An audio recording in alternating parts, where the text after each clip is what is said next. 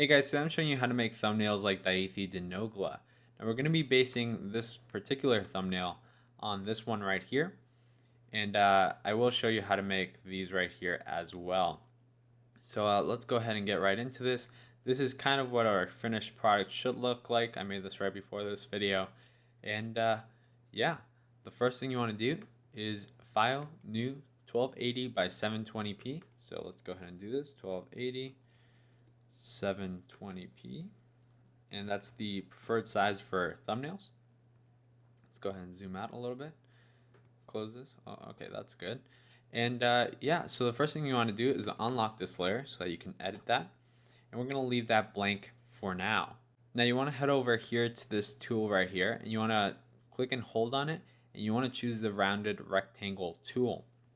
Now you want to go up here and make sure that it says 100 pixels so you get that rounded look, and we want to click and drag and just kind of approximate it so that it's kind of in the center. It doesn't have to be perfect, but you create it and then you can hold command and you can drag it so that it's in the center. Now his is a little bit to about here and to about here. It's pretty close to the edges, and you can zoom in to make it more close, but I'm pretty sure later on we'll be making it even closer to the edges.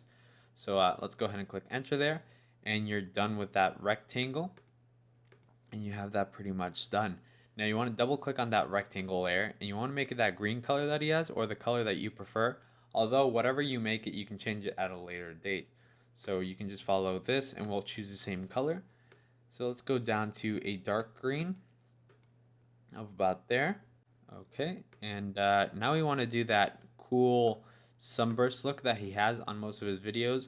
Now the particular one that I found on Google, and there's a lot of these, this one doesn't have too many lines. I prefer it like that, but you can find some that have a lot more lines and have, that look just like his.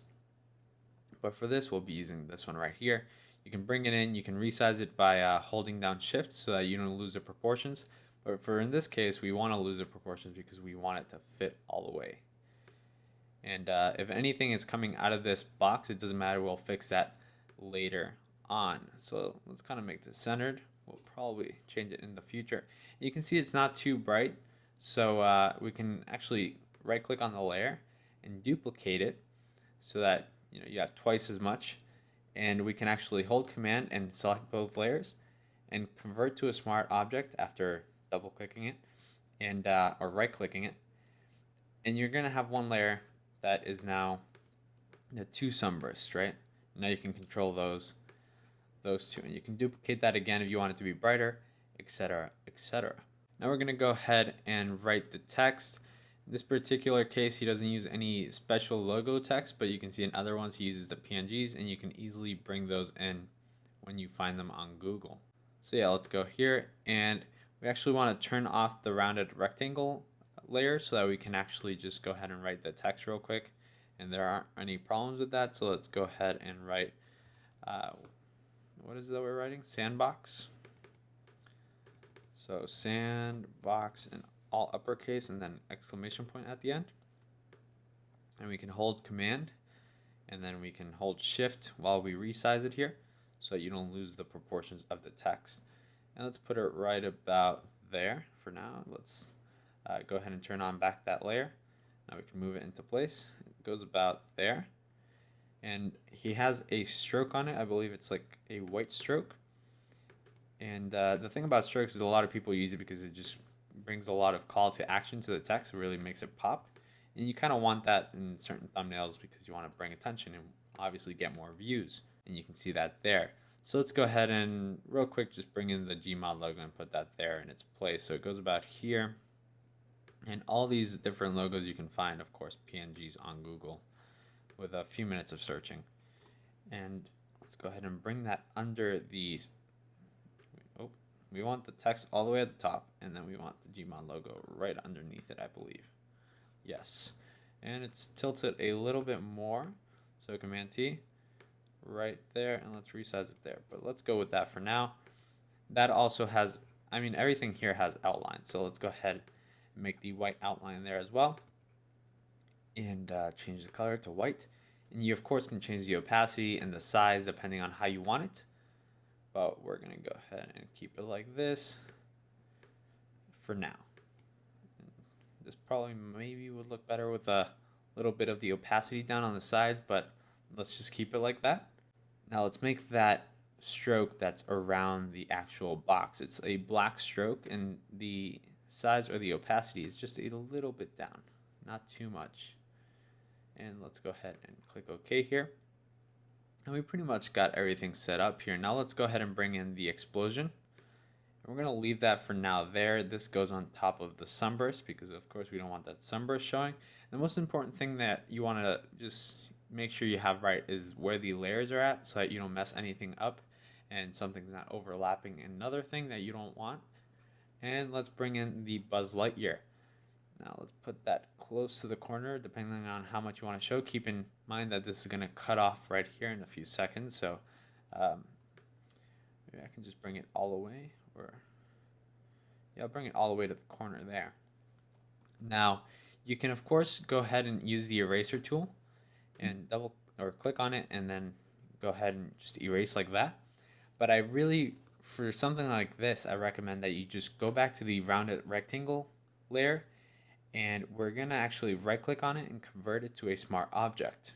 Now this is so that we can go and use the select tool here, and we're going to just go ahead and select everything inside, right? And it's not going to select everything, it's actually going to choose only the box. So you can see here it outlined the box, and now we can actually move to any other layer and click Command copy and then Command paste, and it's going to get, create a new layer with only that part of the object. So for example, here we're going to go to the Toy Story one, Command copy, Command paste, and we can drag this right here holding down Shift to the exact same position that he was at before.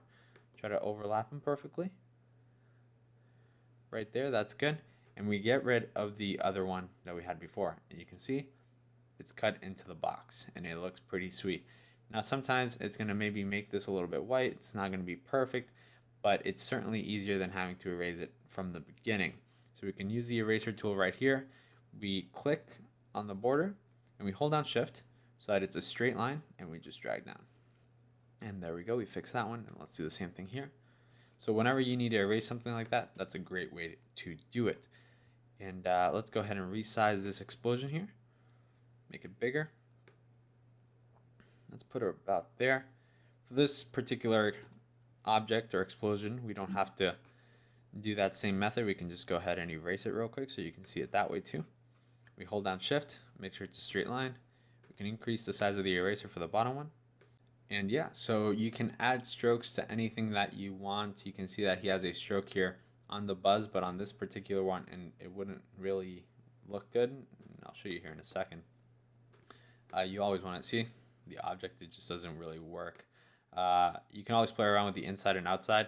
That'll change some things sometimes, but for this particular one, we're not going to go ahead and put that. There you go, you got pretty much that thumbnail down. It's not the exact same thing as this one. This one has like a turret on it, and that would just look very weird. I couldn't even figure it out when I first saw it. It took me a while to realize it was a turret. But you got the basic principles of this down. Obviously, if you spend a little bit more time with it, like anything, you will get a better looking thumbnail that will look a lot better. And if you want to change the color of the background easily, you can go ahead and just click on the rounded rectangle layer, go up here, and you're going to click on Hue and Saturation. This is going to create a control panel here that will allow you to only change the color of the background. So we can change that and change it to whatever color you want. Now the reason it's here is because if we put it on top of everything, it's going to change the color of everything, and we do not want that. So if you need to change the color of a certain amount of things, you can put that. That's going to change it, change everything below it. But in this case, it works perfectly. Now, as I said, that the other thumbnails here, like these here with the actual pictures, it's super easy, and you use pretty much the same method that I just taught you for the Buzz Lightyear. So let's say that this right here is a big picture of Call of Duty, and it's filling up our whole space here.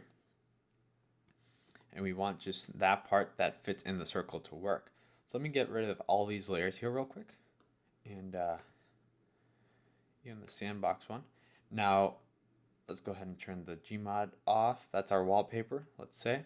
And we want to do that same thing. So we want to go into the selector tool, select everything in here. It's going to select only the box. You want to go back into this one, right? Your wallpaper, turn it back on, and command copy, command paste, delete the old layer, and there you have it. You can always resize, reshape, and erase the size as needed.